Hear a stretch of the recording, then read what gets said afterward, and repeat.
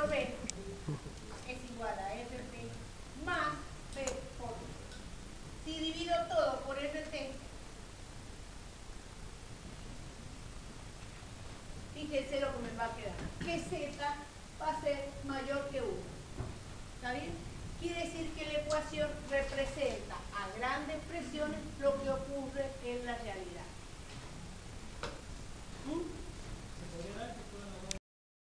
Y de hecho llega a un punto donde tenemos 1.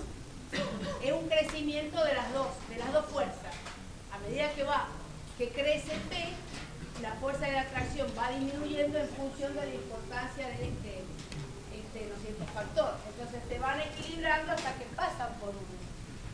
Cuando un gas real pasa por 1 a una presión elevada, quiere decir que las dos fuerzas se han equilibrado.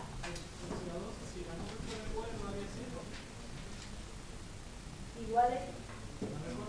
No, nunca va a ser igual. Porque este es el volumen del recipiente y este es el volumen del gas. El volumen de las partículas, del gas, el de un sólido. Si el volumen fuera igual, ¿entiende? Tiene que haber un lugar libre que el gas exista como gas. Porque el gas tiene que tener ciertas características. Recuérdelo. Hay fuerza de atracción y también fuerza de repulsión.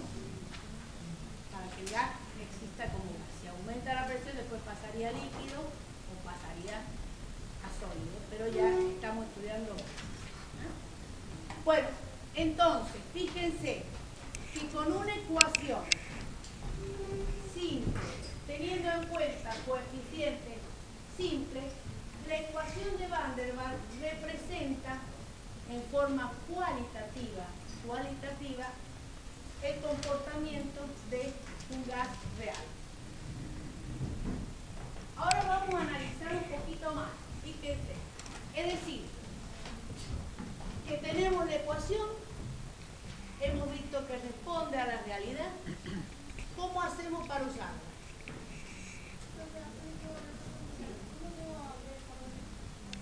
Esto. No, es P por B alta. Menos P por B.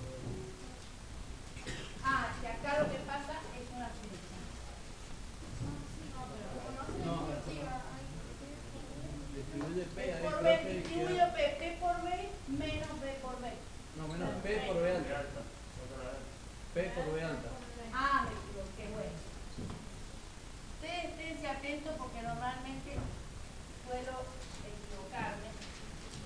Así que bueno, está bien, es P por B. Ustedes distribuyen el objetivo.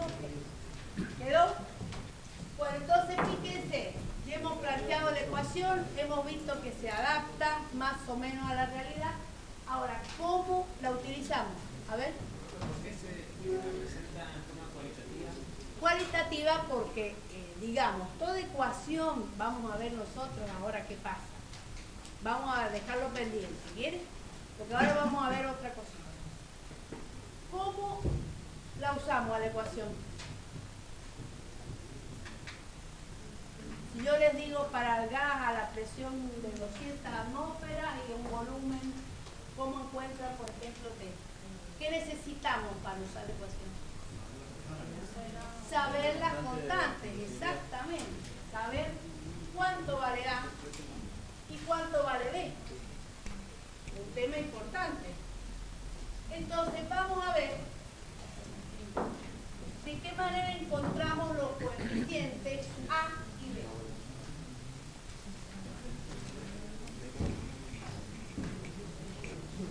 Básicamente, para encontrar los coeficientes de esta ecuación o de cualquier otra ecuación, podemos trabajar de dos maneras. Por un lado es realizando experiencias. Con la experiencia obtenemos una ecuación y tratamos de que se ajusten los coeficientes a la ecuación de la función real. Esa es una forma. Es decir, que para obtener A y B lo podemos hacer en forma de experiencia. O lo podemos hacer analizando la función. Y eso es lo que vamos a hacer nosotros. Fíjense, que antes vamos a ver acá. Cuando yo planteé la ecuación de curva, hemos analizado la primera ecuación. Todas estas ecuaciones corresponden a la misma ecuación. Lo único que acá está despejado P y acá la tenemos como una ecuación cúbica en B. ¿Está bien? Entonces, el análisis que vamos a hacer ahora va a ser de la ecuación cúbica en B. ¿Cuál va a ser el objetivo del análisis? Es ver si planteada la ecuación podemos encontrar algún punto para encontrar los coeficientes A y B. ¿Está bien? Entonces, fíjense lo que pasa si yo reemplazo distintos valores de T y B y obtengo la función. Cuando reemplazo la ecuación cúbica, ¿no es cierto?, de Van der Waals, una ecuación cúbica, ¿cuántas raíces tiene? 3 raíces. Muy bien. Entonces, no es tan fácil encontrarla. Entonces, fíjense lo que ocurre cuando analizo la función. Cuando t es mayor a t crítica, la ecuación cúbica tiene una raíz real y 2 raíces imaginadas. Por lo tanto, nos da una curva. Cuando la curva pasa por el punto crítico, tiene 3 raíces iguales. Y cuando la curva pasa, o t es menor a t crítico, la curva tiene 3 raíces reales. ¿Y qué es lo que pasa ahí? Comienza una oscilación en la función, cada vez más grande. Entonces vamos a analizar la función para t superior a la crítica, tiene sentido físico. Ustedes han visto que cuando nosotros planteamos una ecuación, siempre tenemos que analizar si tiene sentido físico o no.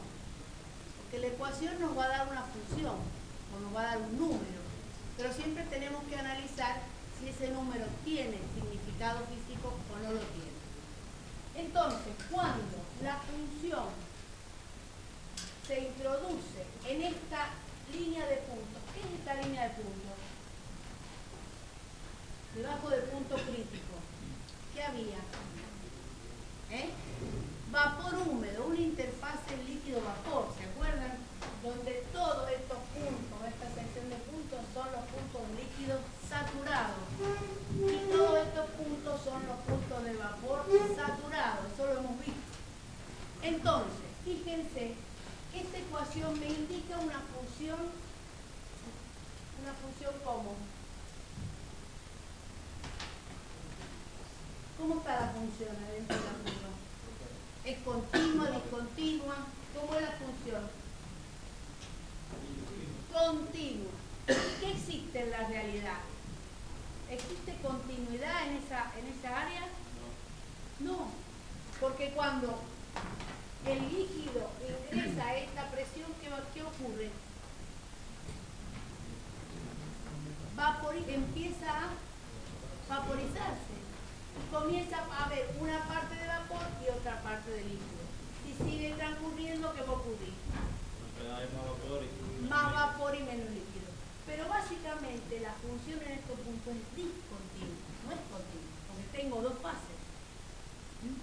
Entonces, de ahí podemos evaluar que en el interior de esta región bifásica, esta ecuación no tiene validez física. Y que nosotros podemos considerar la ecuación antes y después de esta región bifásica. Además hay otra cosa que si ustedes se ponen a analizar, la función de E a C, ¿qué ocurre acá? ¿Puede físicamente ocurrir eso o no? No, pasar del líquido a vapor no. Veamos lo que estamos analizando. P y B. ¿Puede pasar un gas de E a C? ¿Por qué no? Aumenta la presión y aumenta el volumen. Quiere decir que los significados físicos se han comprobado, estados de equilibrio inestable, este FE podría llegar a existir y ese CB podría llegar a existir.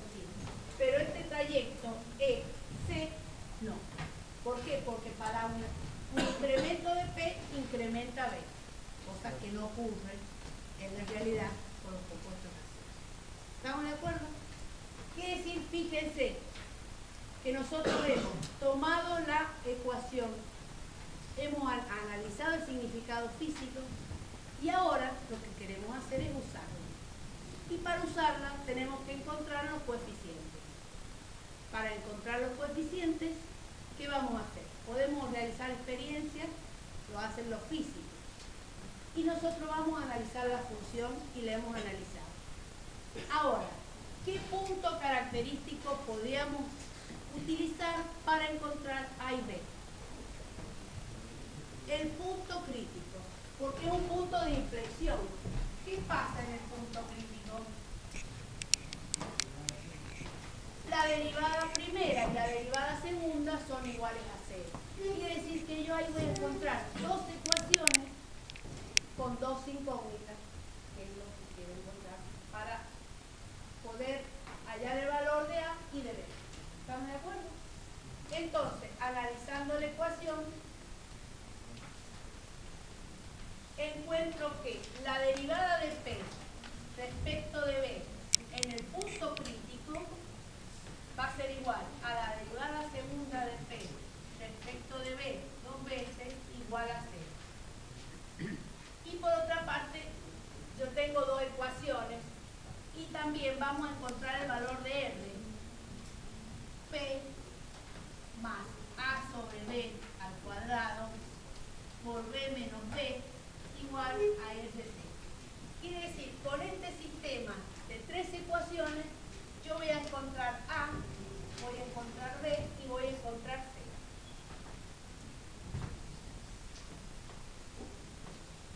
¿De acuerdo? Eso lo hacen ustedes, está en todos los libros. Vamos a escribir las conclusiones de A, B y C, que la vamos a escribir acá.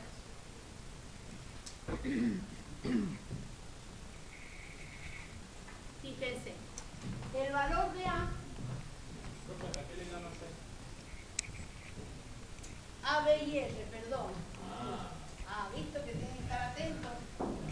Y R, C no hay, es dos coeficientes nomás. Gracias. Entonces, ahí vamos a encontrar el valor de A, que va a ser igual a 3 P crítica por B crítica al cuadrado. El valor de B, que va a ser igual a B crítica sobre 3. Y el valor de R universal, que va a ser 8 tercios P crítica sobre el P crítica. ¿Está bien? Quiere decir que ya encontramos nuestro coeficiente y ya podemos utilizarla como herramienta a esta ecuación. En general, todas las ecuaciones que hemos visto hacen el mismo planteo, de encontrar los valores de los coeficientes en el punto crítico. Pero lo que se utiliza normalmente son los de las experiencias. Acá vamos a aclarar lo siguiente, que las ecuaciones, normalmente representan un intervalo de presiones, volúmenes y temperaturas. No hay una ecuación que sirva para todo, algunas de presiones de 10 a 100 atmósferas, sino que las ecuaciones están limitadas a un intervalo. Los coeficientes se pueden, ¿no es cierto?, medir en ciertos intervalos. Entonces, no hay una ecuación que sirva para todo el intervalo, ¿no es cierto?, de gases. Se puede tener un cierto error para un intervalo y a medida que vamos agrandando el intervalo, el error aumenta. Entonces, tampoco es conveniente su utilización. Bueno, entonces, ¿qué más hizo Banzhaf? Después de encontrar la ecuación, encontrar los coeficientes, reemplazó los coeficientes en la ecuación original.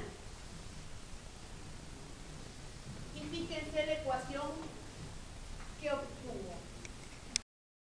Si reemplazamos A, B y N en la ecuación original,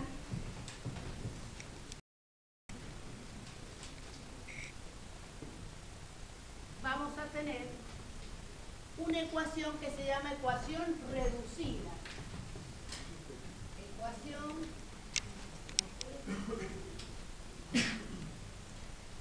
reducida, donde P sobre P crítico más 3 sobre B crítico al cuadrado por B sobre B crítico menos 1 sobre 3 es igual a 8 tercios de P sobre el P crítico. Encontró esta ecuación.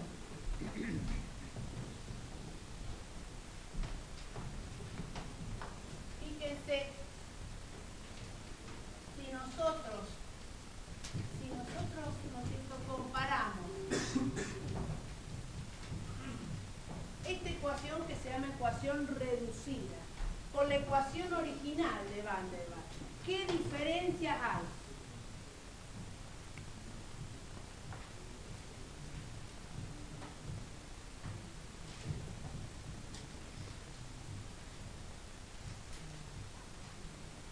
¿Qué se parecen? En nada. ¿En qué se diferencia? Oigan en todo, porque si no, ¿qué tiene la ecuación original que no tiene la ecuación reducida? No tiene los coeficientes. Entonces, fíjense lo importante de la ecuación reducida. Los coeficientes, ¿qué hacen en esta ecuación? ¿O para qué sirve esta ecuación? Para una sola sustancia. Para aquella a la que yo calculé A y B. Y la ecuación reducida para cualquier sustancia que tenga los mismos cocientes P sobre P crítica, B sobre B crítica o P sobre P crítica. Entonces, a esta ecuación reducida, ¿por qué se llama reducida? Porque justamente, ¿qué hizo Van der Waals? A los cocientes P sobre P crítico lo llamó presión reducida. Al P sobre el P crítico lo llamó T reducida. Y a B sobre B crítico lo llamó B reducida. Es decir, que estos parámetros son los parámetros reducidos. Entonces la ecuación va a ser P reducida más 3 sobre B reducida al cuadrado por B reducida menos 1 tercio igual a 8 sobre 3 T reducida. Llegó esta ecuación. Esta ecuación es independiente entonces de los compuestos. Depende solamente de las relaciones reducidas. Esas relaciones con respecto a las unidades, ¿cómo son? Adimensionales, no tienen dimensiones, porque se eliminan. Fíjense que lo que indican es la relación de mayor o menor que hay entre la presión y la presión crítica de un compuesto cualquiera. Es decir, que dos compuestos que se encuentren con la misma relación, su presión, su volumen, su temperatura respecto a la crítica, tienen los mismos parámetros reducidos. ¿Está bien? A eso llamó el principio de los estados correspondientes. Ese es el principio de los estados correspondientes. Dos sustancias, cualesquiera, que tienen los mismos parámetros reducidos, se encuentran en estados correspondientes. ¿Está bien? Bueno, lo vamos a dejar a esto, vamos a seguir con las ecuaciones y después lo vamos a estudiar nuevamente. ¿Pero quedó claro hasta acá?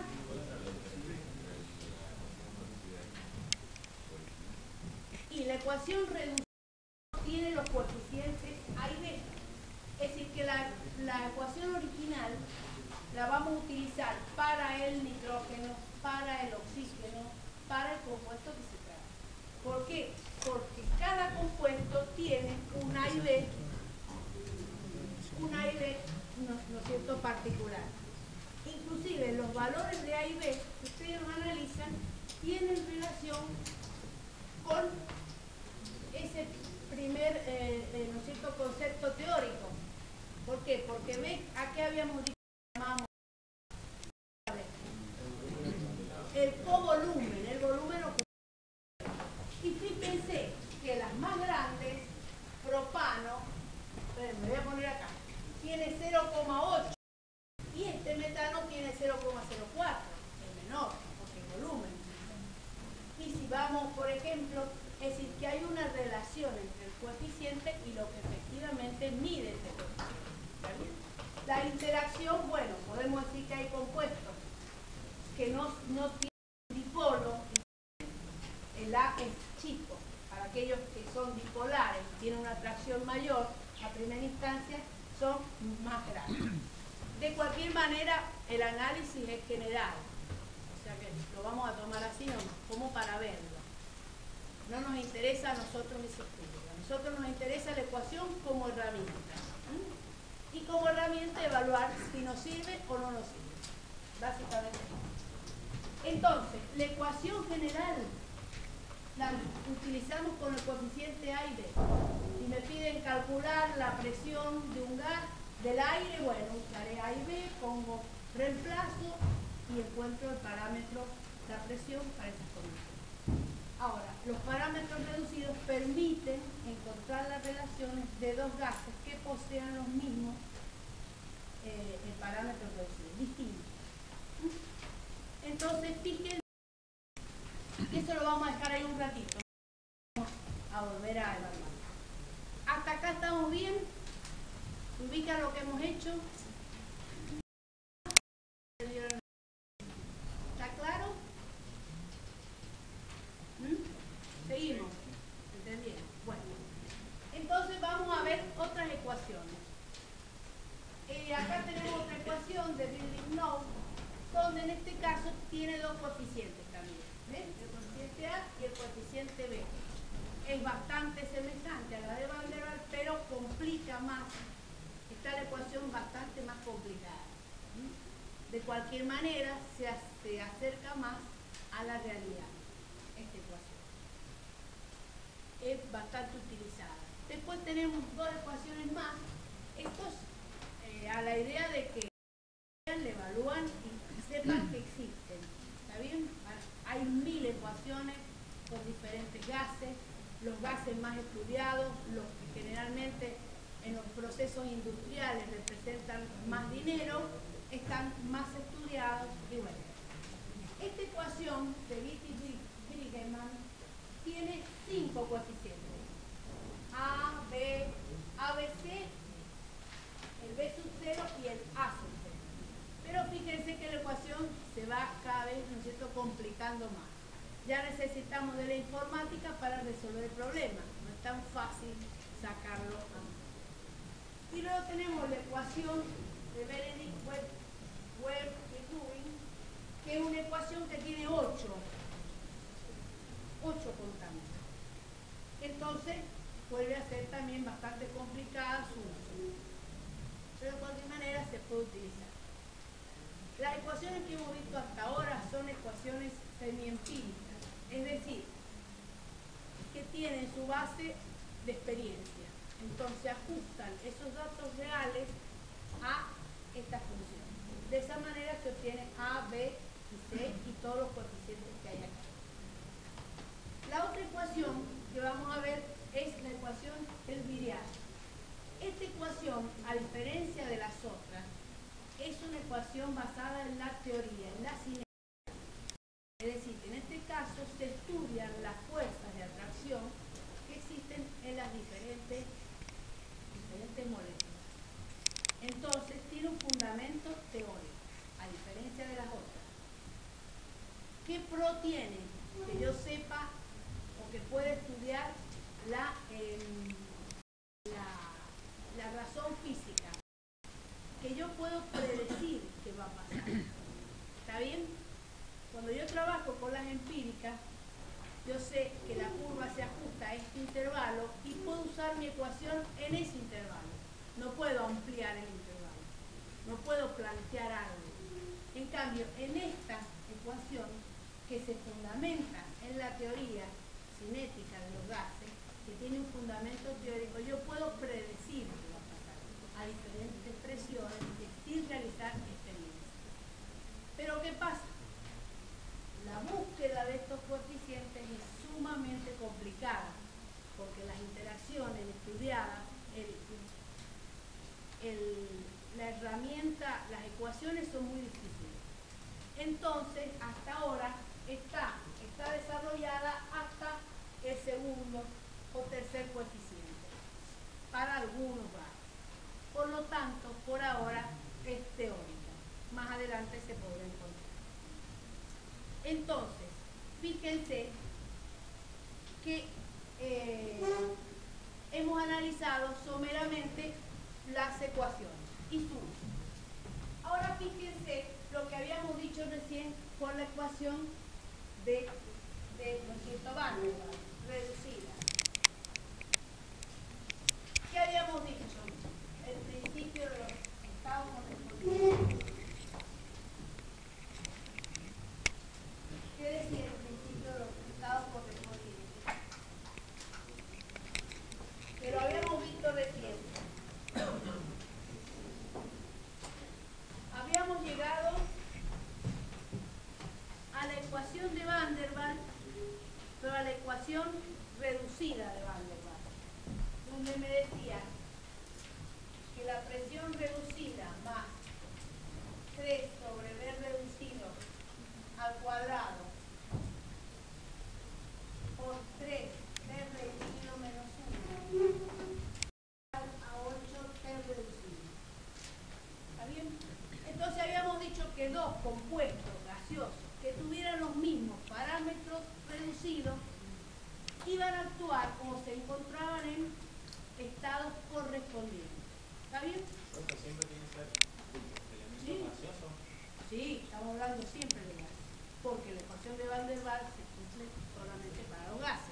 Estamos hablando de gases, ¿no? Claro, en el calderón decía fluido. Entonces... bueno, en el que fluido se llama líquidos y gases. En general es para gases los estados correspondientes. Bueno, entonces fíjense lo que pasa. Esta es una gráfica real. Esto es lo que pasa en la realidad.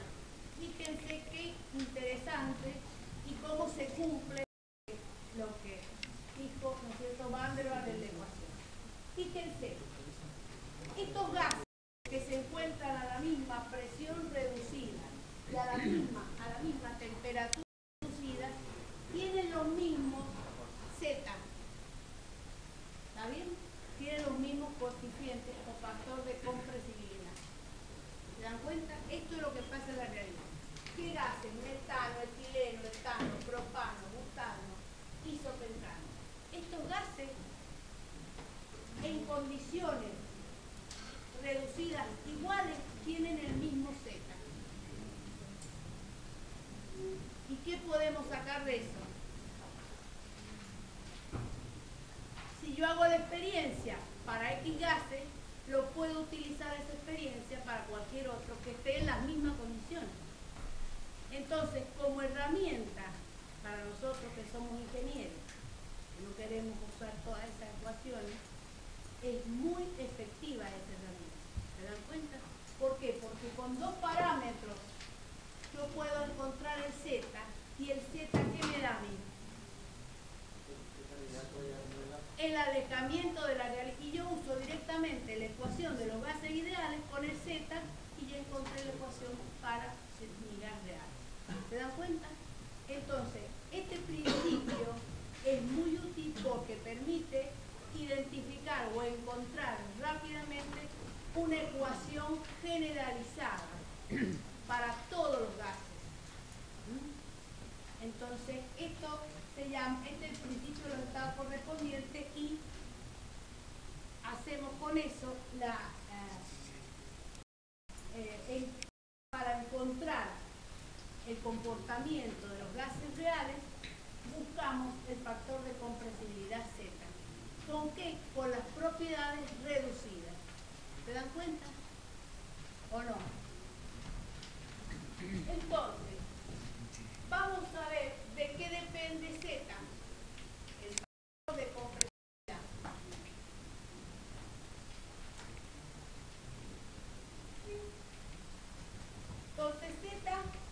ser igual ¿a qué? A P por B sobre RT. Entonces vamos a escribir el Z en función de los parámetros reducidos. P a que era igual. Si P sobre P crítica es igual a P reducido, nos queda que P va a ser igual a P reducido por P crítica, ¿no es cierto? B va a ser B reducido por B crítica, R va a ser R, y T reducido por T crítica. Quiere decir que el factor de compresibilidad va a ser una función de ¿qué? De P reducida, de B reducida, de T reducida y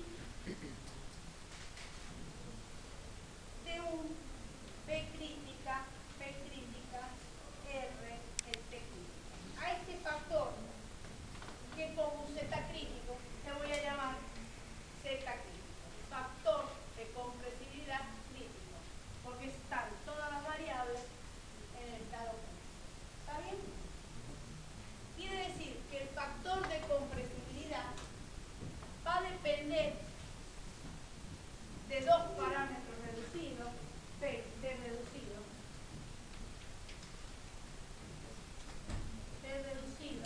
del T reducido y del Z crítico.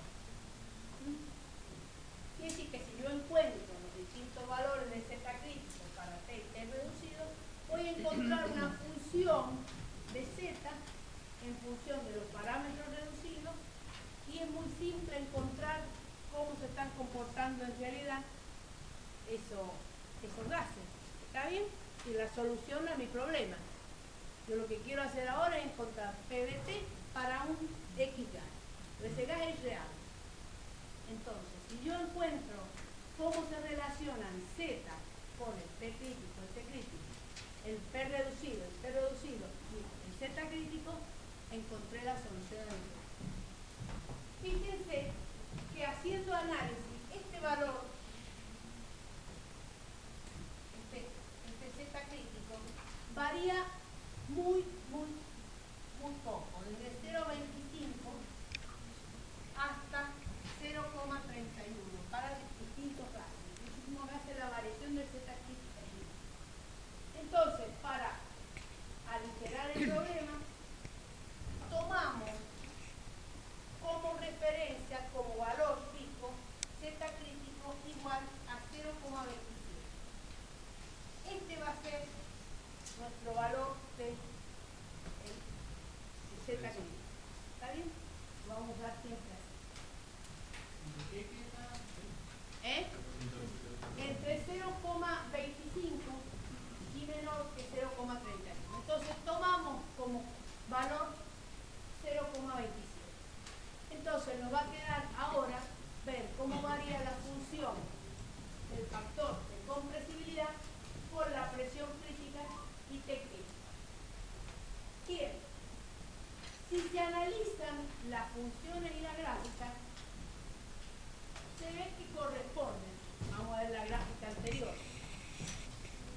Efectivamente corresponde una relación directa entre el P crítico y el P reducido y el T reducido. Hay una relación entre el Z, que es el factor de compresibilidad, el P reducido y el T reducido. Pero, siempre hay un pero, el volumen reducido no se puede encontrar de esa manera.